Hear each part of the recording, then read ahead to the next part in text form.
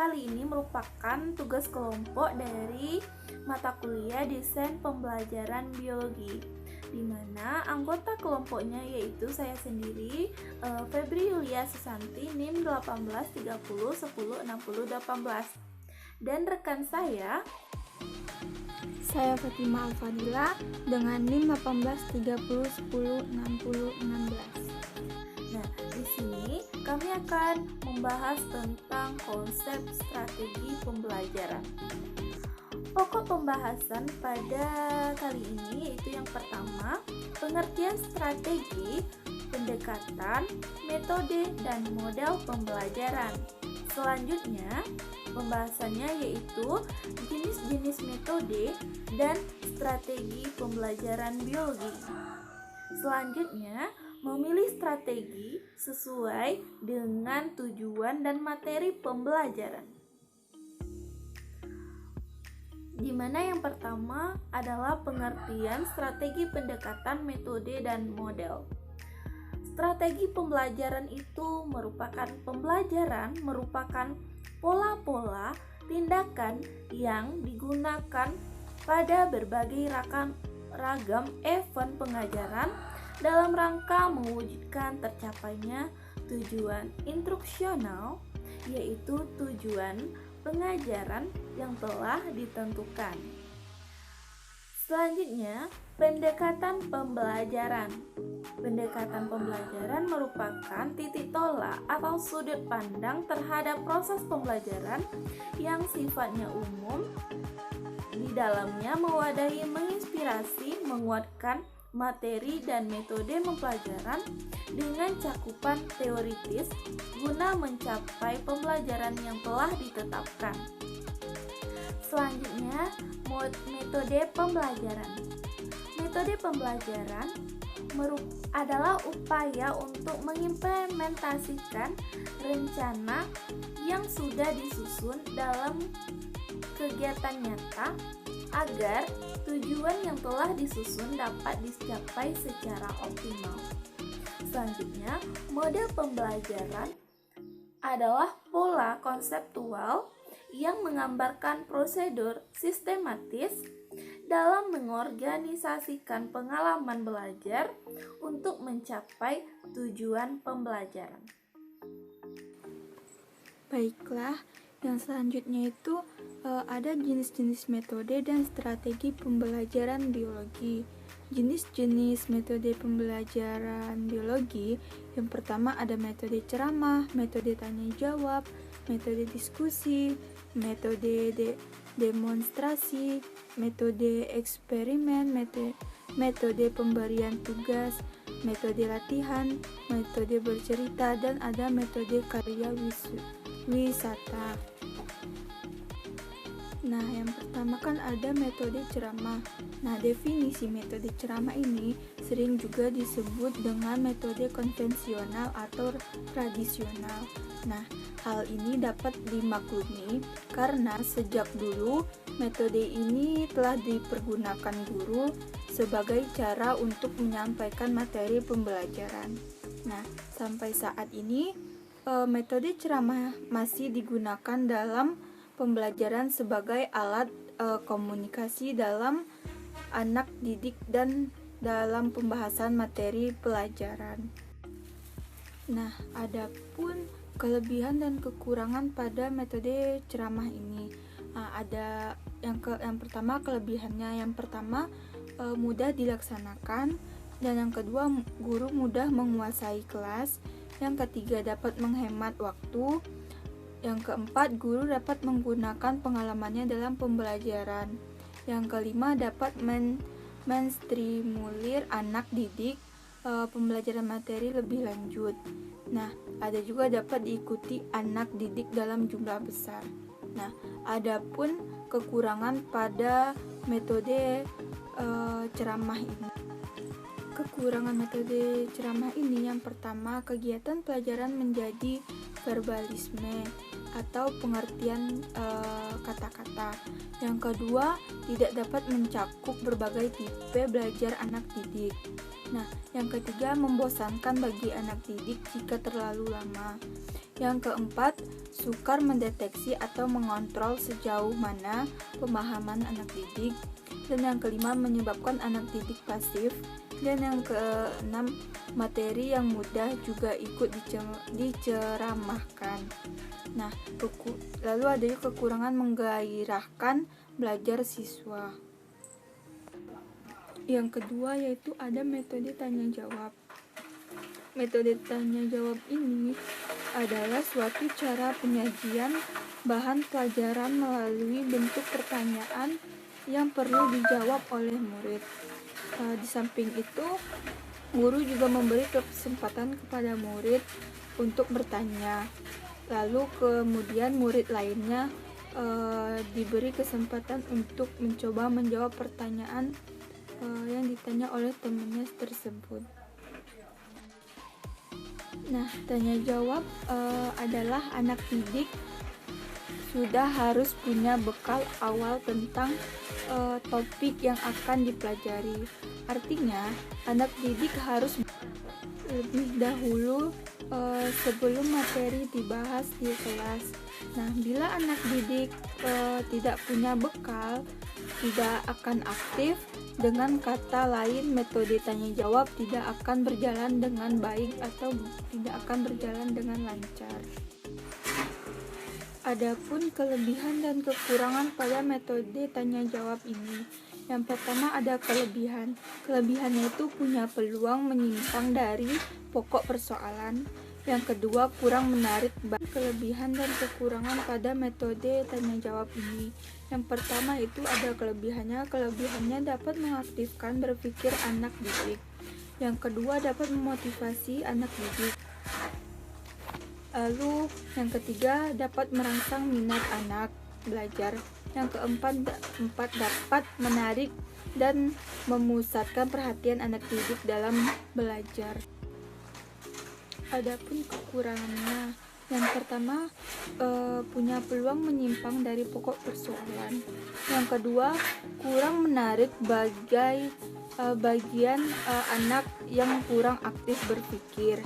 Yang ketiga, dapat memojokkan kekurangan anak didik bila mereka tidak bisa menjawab. Nah, yang ketiga ada metode diskusi. Metode diskusi adalah metode yang bertujuan untuk memecahkan atau menemukan solusi masalah yang ditemukan dalam mempelajari materi pembelajaran. Nah, masalahnya adalah kesenjangan atau perbedaan antara yang diinginkan dengan kenyataan yang terjadi.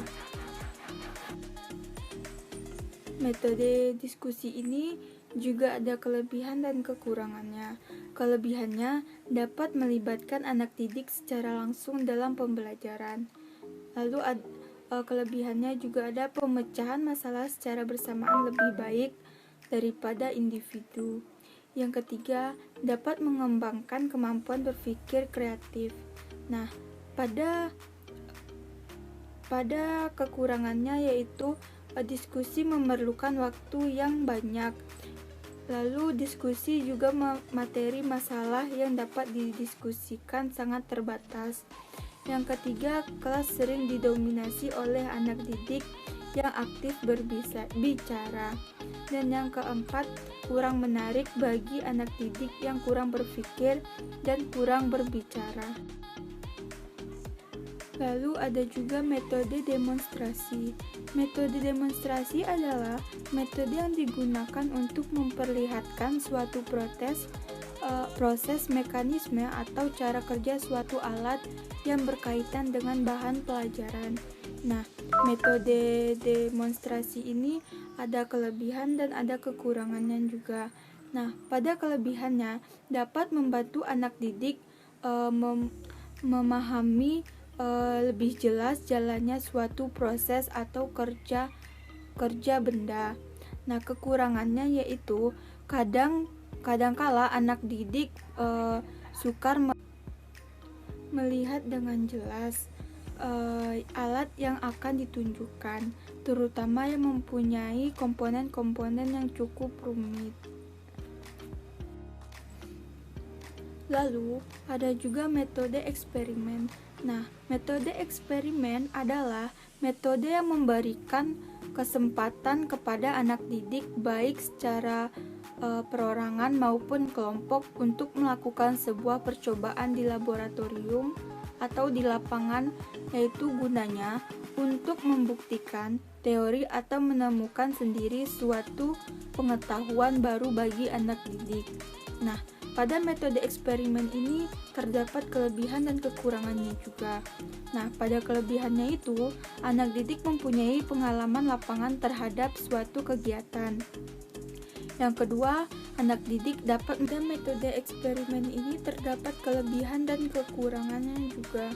Nah, pada kelebihannya yaitu anak didik mempunyai pengalaman langsung terhadap sesuatu kegiatan dan dapat melibatkan multisensoris atau mendengar, melihat, merasa, atau membau anak didik.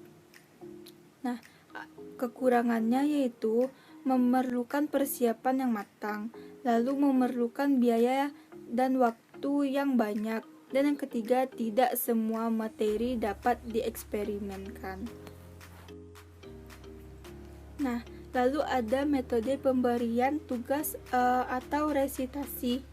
Nah, metode ini yaitu merupakan metode yang menugaskan pada anak didik untuk mengerjakan suatu dengan tujuan yang menetapkannya, mendalami, dan memperkaya materi yang sudah dipelajari atau menemukan suatu pengetahuan, keterampilan, dan sikap yang relevan atau sesuai dengan kompetensi yang diharapkan.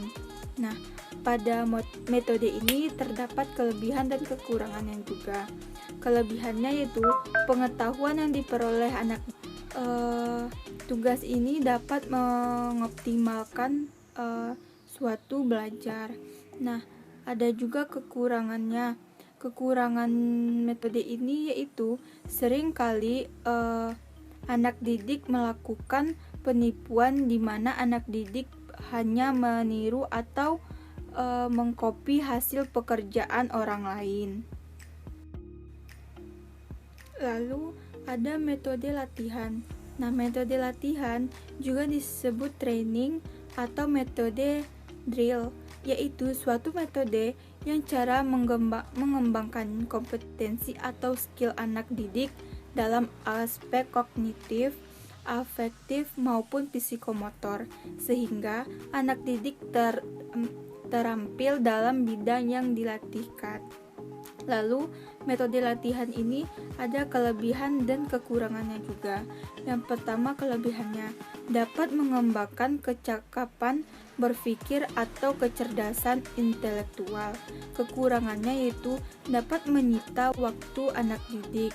Kadang-kadang latihan yang dilakukan secara berulang-ulang adalah hal yang membosankan bagi anak didik. Ada metode bercerita. Nah, metode ini adalah cara mengajar dengan bercerita, menyampaikan suatu kisah atau peristiwa yang sangat penting bagi anak didik untuk dipetik hikmahnya atau pelajaran dari cerita tersebut. Nah, metode bercerita ini ada kelebihan dan kekurangannya juga. Kelebihannya, guru dapat menguasai kelas bila penyampaian cerita menarik. Guru dapat meningkatkan konsentrasi anak didik dan waktu relatif lama. Lalu kekurangannya yaitu sering anak didik terbuai dengan jalannya cerita sehingga tidak dapat mengambil inti sarinya, apalagi tidak disimpulkan di akhir cerita. Lalu hanya guru yang pandai memainkan kata-kata atau yang terakhir ada metode karya wisata.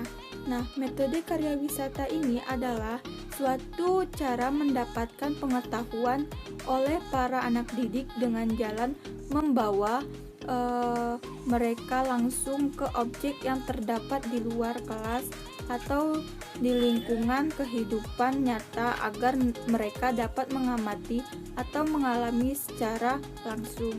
Nah, pada metode karya wisata ini ada kelebihan dan kekurangannya juga. Yang pertama, kelebihannya. Kelebihannya yaitu karya wisata dapat menerapkan prinsip pembelajaran CTL. Yang kedua, membuat bahan pengajaran di sekolah menjadi lebih hidup. Nah, ada juga kekurangannya. Kekurangannya yaitu memerlukan persiapan yang matang dan melibatkan banyak pihak. Selanjutnya yaitu ada jenis-jenis strategi pembelajaran. Jenis-jenis strategi pembelajaran ini yang pertama strategi pembelajaran langsung. Nah, yang merupakan pembelajaran yang banyak diarahkan oleh guru. Nah, pembelajaran langsung biasanya bersifat edukatif. Strategi ini efektif untuk menentukan informasi atau membangun keterampilan tahap demi tahap. Nah, kelebihannya adalah mudah untuk personal suatu belajar kelompok. Yang kedua yaitu strategi pembelajaran tidak langsung. Nah, strategi ini sering disebut inkurin, indukatif, pemecahan masalah, pengambilan keputusan, dan penemuan.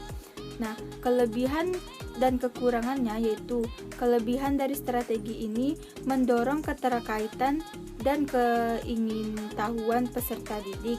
Yang kedua, menciptakan alternatif dan menyelesaikan masalah. Yang ketiga, mendorong kreativitas dan pengembangan keterampilan interpersonal dan kemampuan. Kekurangannya adalah memerlukan waktu panjang, sulit diprediksi. Strategi ini juga tidak cocok apabila peserta didik perlu mengingat materi dengan cepat, karena tidak semua peserta didik yang ingatan menghafalnya itu cepat. Yang ketiga yaitu strategi pembelajaran interaktif. Nah, pembelajaran ini itu menekankan pada diskusi dan sharing di antara peserta didik.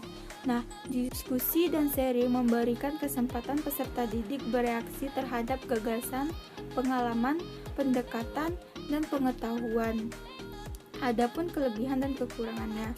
Kelebihannya itu peserta didik dapat belajar dari temannya dan guru untuk memberi keterampilan sosial dan kemampuan-kemampuan.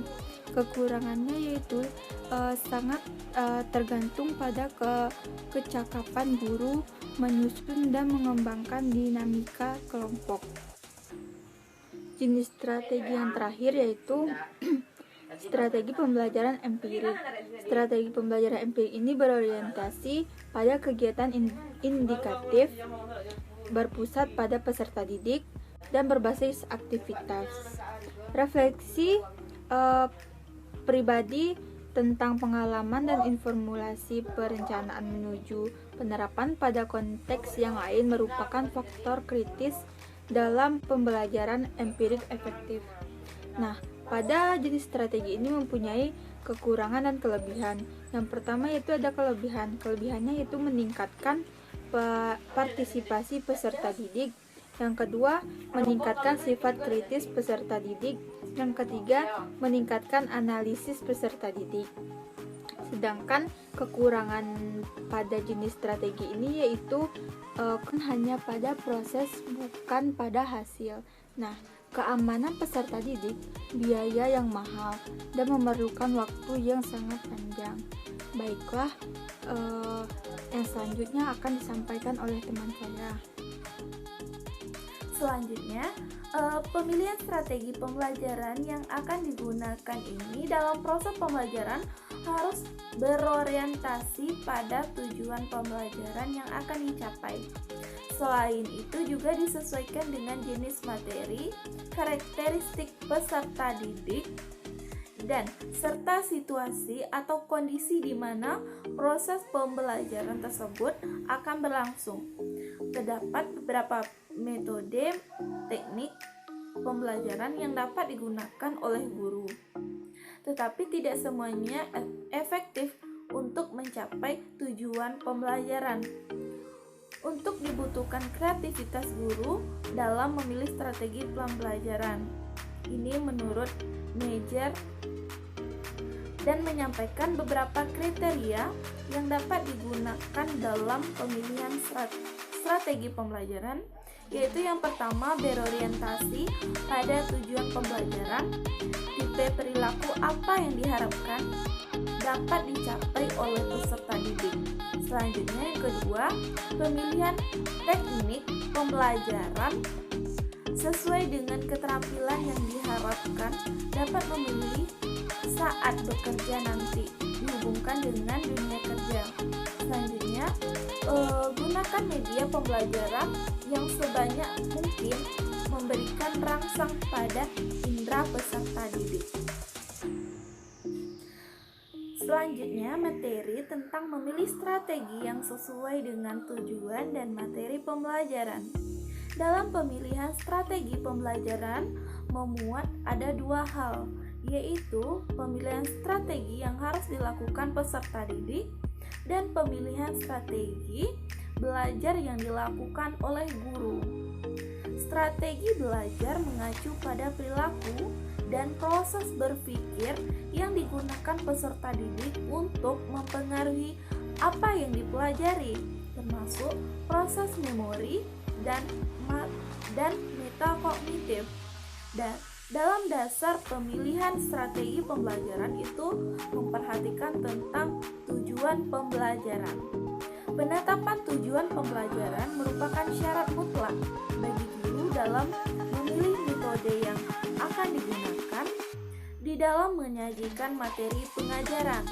Tujuan pembelajaran merupakan sasaran yang hendak dicapai pada akhir pengajaran serta kemampuan yang harus dimiliki siswa sesuai dengan sasaran tersebut dapat terwujud dengan menggunakan metode-metode pembelajaran. Selanjutnya yang kedua, aktivitas pengetahuan awal siswa. Belajar merupakan berbuat memperoleh pengalaman tertentu sesuai dengan tujuan yang diharapkan. Karena itu strategi pembelajaran harus mendorong aktivitas siswa.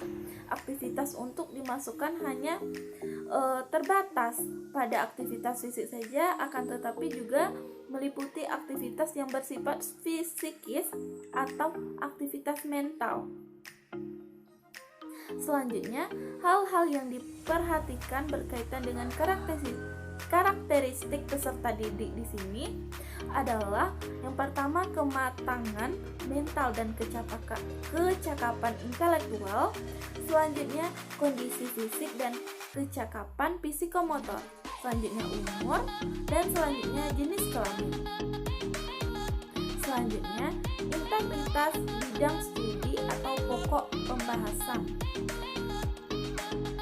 Mengajar bukan hanya mengembangkan kemampuan kognitif saja, tetapi juga meliputi pengembangan aspek afektif dan aspek psikomotor.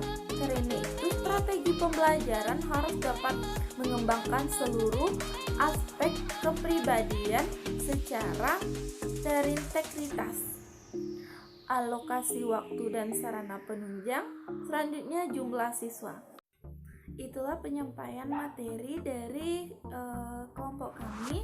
Mohon maaf atas segala kesalahan dan terima kasih atas perhatian. Billahi taufiq wal hidayah. Assalamualaikum warahmatullahi wabarakatuh.